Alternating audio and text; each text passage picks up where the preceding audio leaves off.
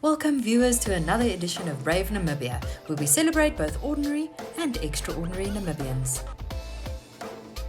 Our first clip today takes us to the far north, where Tuyemo Haduba caught up with Pombili Sheehama, who shared more on his involvement in sun projects in the Ohangwena region.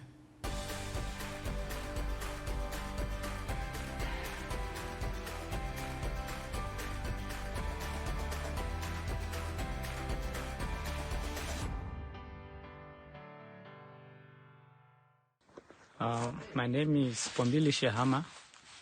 I am working for the Ministry of Agriculture, Water and Forestry, the Division of Land Reform, as a development planner.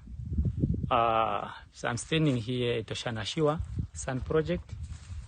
My role actually is to spearhead the works of Sun people in Ohangwena region, in the 4 settlement project, which are namely Ekoka, Oshanashiwa, where we are standing now, Ndobe project, and Onamata Diva. So mainly my activity is just to assist or to work with the Sun people to develop their works in their resettlement project. When it comes to agricultural activities, as well as on infrastructural development. As we see, we identify their needs on the ground so that we develop or we plan our activity based on their needs. That's the main activity we do. So when it comes to crop production, we prepare their crop production programs. We also have a pass where we want to engage them on vegetable production.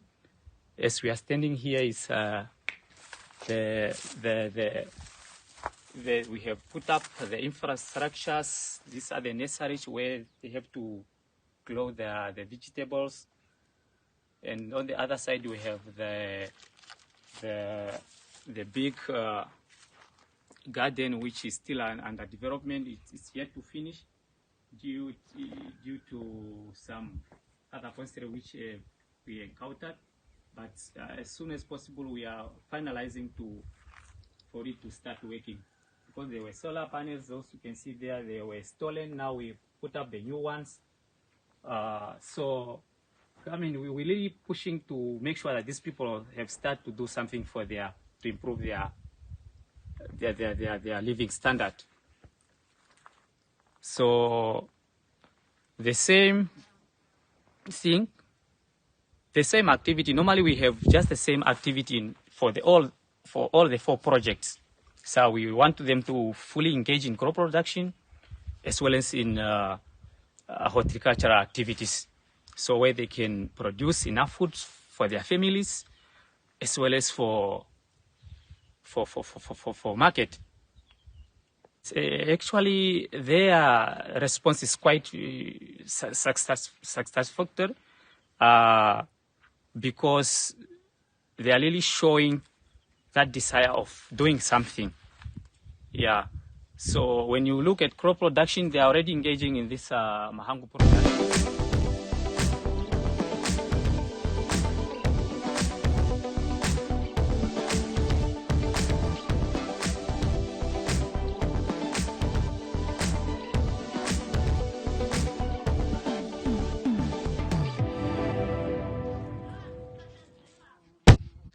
Which you can see they are busy trying.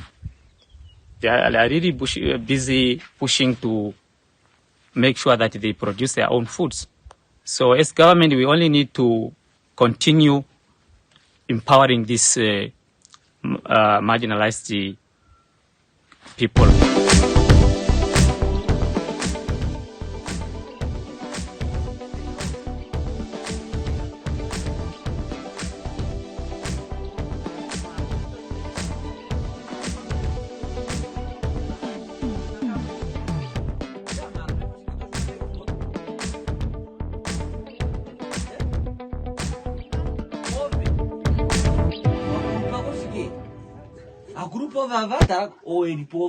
Yeah, some of the challenge I have noted Actually, it's a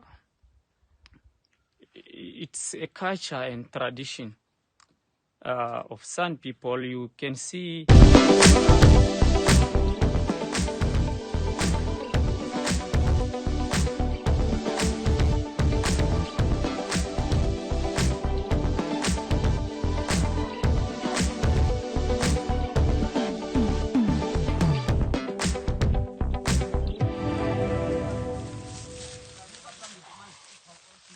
it's not something which really they were used to when it comes to agricultural activity, like working on the land.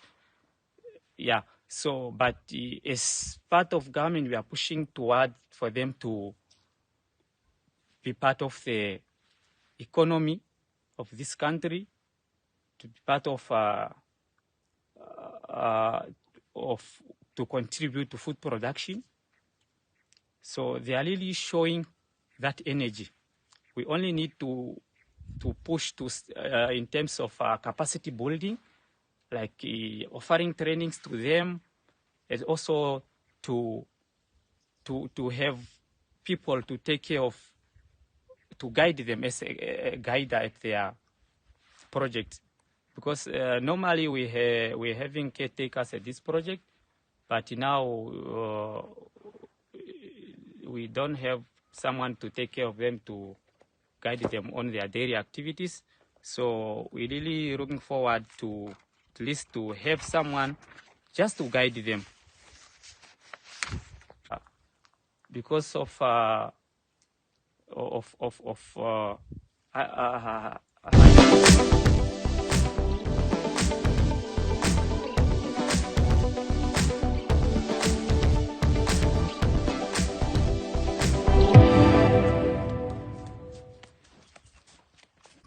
so some of them you find them just leaving the projects to moving to town, especially the nearby Sokongo village council, where they have to go and look for survival, leaving behind their crop fields. You find they are not concentrating on the agricultural activities, but instead they move to the town to do some other things where they want to earn some income.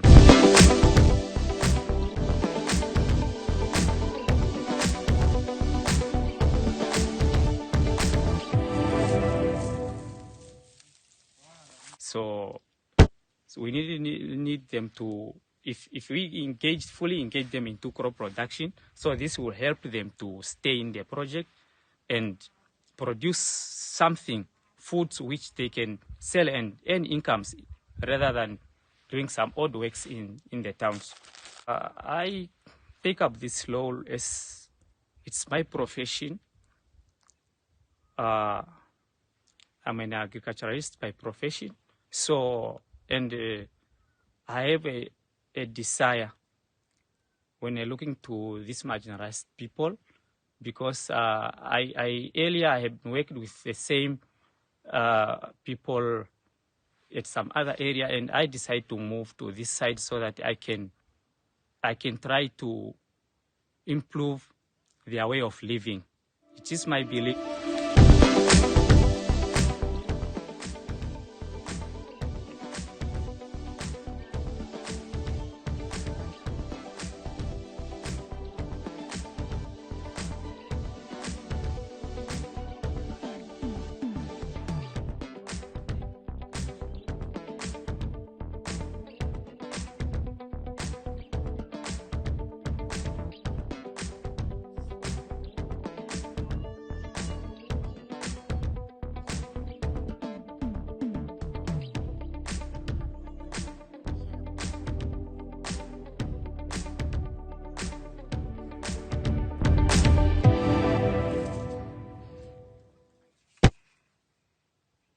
That as time goes on, so our effort to reap good results.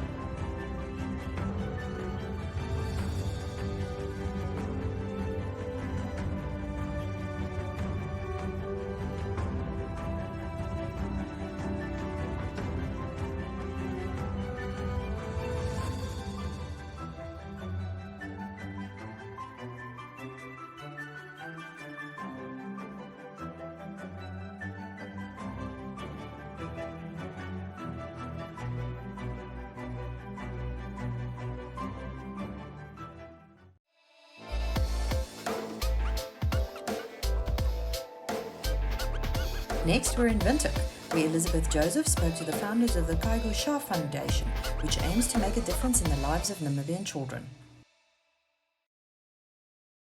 My name is Hendrina Kudingera and I'm the founder of Kaigo-Sha Foundation.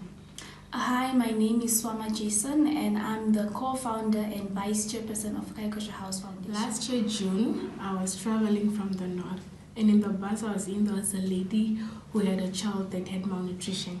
So it was the first time I saw a child that has malnutrition. I heard about malnutrition, I was taught about malnutrition, but I've never seen someone with malnutrition.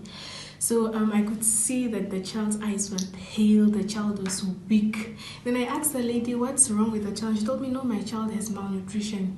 And then you can see that the lady was not really that responsible with the child because she was traveling from one town to another with the child that was very, very sick. I even asked, are you taking the child to the hospital? And her response was, no, I'm going to visit my sister.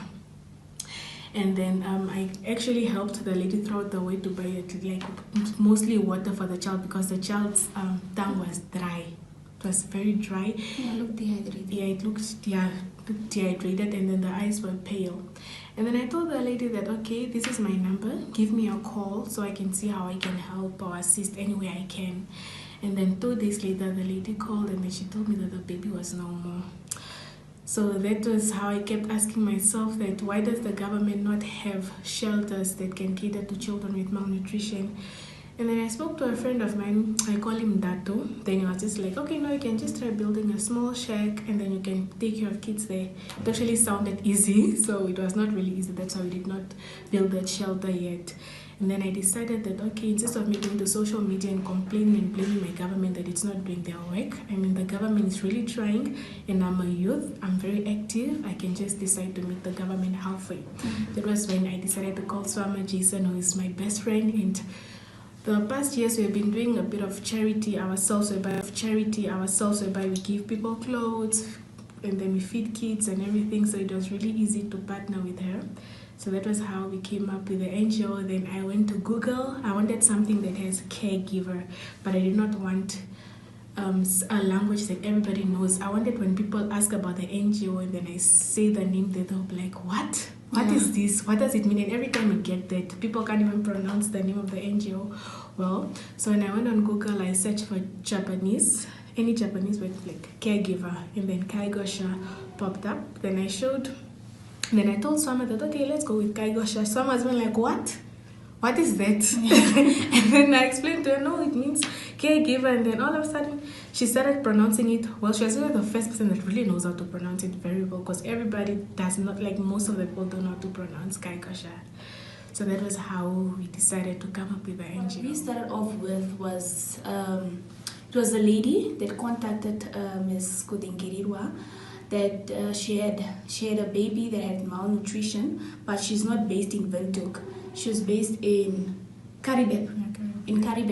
And then she sent us pictures of how the child looks and all of that, and then we were like, no, did you reach out to the hospital or reach out to any nurse or doctor? And she was like, yes, she did, but then they didn't really give her the help that she expected.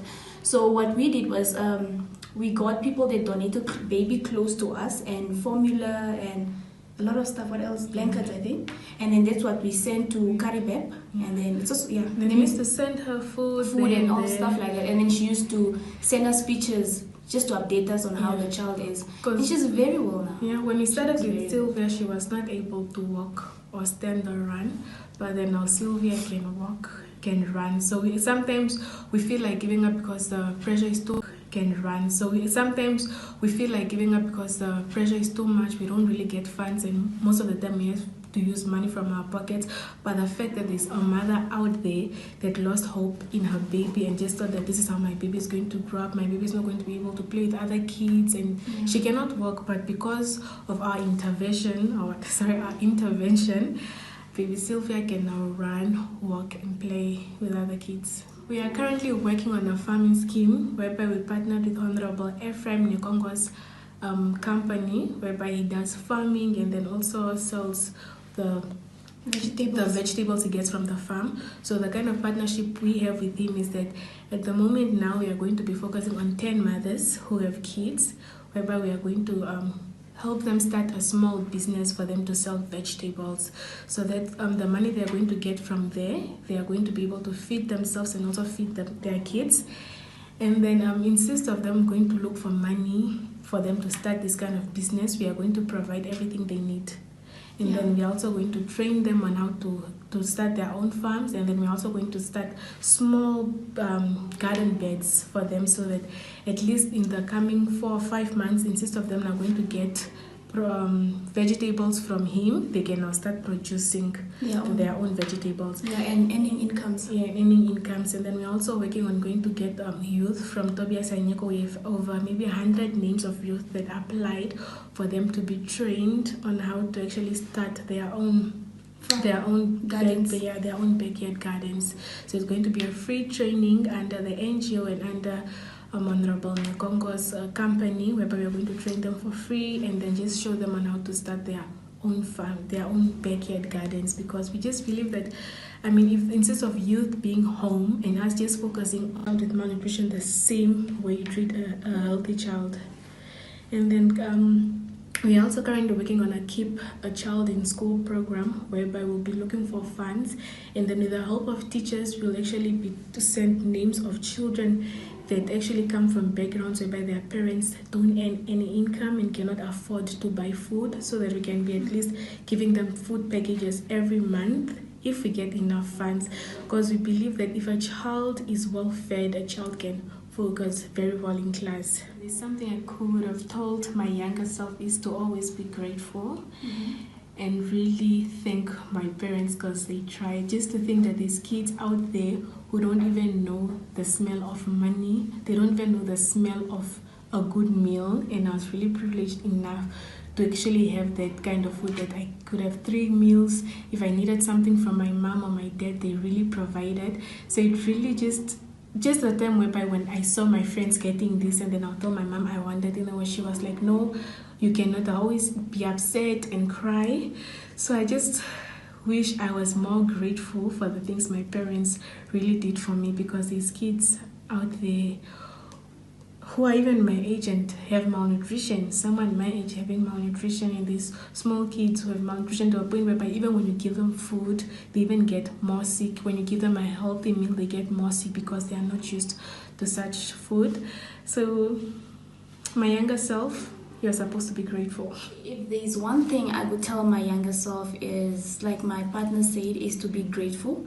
And I was raised by a female, by my mom, a single parent. And I would always say she's an alpha female, that's what we call her. Because then my mom is unemployed, she's a self-employed woman, and she would always try her best of a good meal, and I was really privileged enough to actually have that kind of food, that I could have 3 meals. If I needed something from my mom or my dad, they really provided. So it really just the time whereby when I saw my friends getting this, and then I told my mom I wanted, and then she was like, no, you cannot. Always be upset and cry. So I just wish I was more grateful for the things my parents really did for me, because these kids out there who are even my age and have malnutrition, someone my age having malnutrition, and these small kids who have malnutrition to a point whereby even when you give them food, they even get more sick. When you give them a healthy meal, they get more sick because they are not used to such food. So my younger self, you're supposed to be grateful. If there's one thing I would tell my younger self is, like my partner said, is to be grateful. And I was raised by a female, by my mom, a single parent.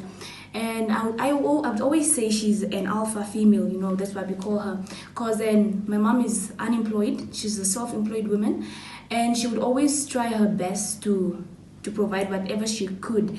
And looking back, I was very ungrateful, And recently, last weekend, I traveled to Rundu. There's a place called, it's the village or farm called Pombili Suffering. There are people that are very, very suffering. Because then I've seen children with malnutrition here in Windhoek, in our hospitals. But then I didn't know that these kids that are severely, that are in severe conditions actually. And I was just I was very emotional. But then, and I look back and I'm just I was very ungrateful, you understand? Growing up, you have 1 door and now you want 4. big heart. So I was just like, I was supposed to be grateful.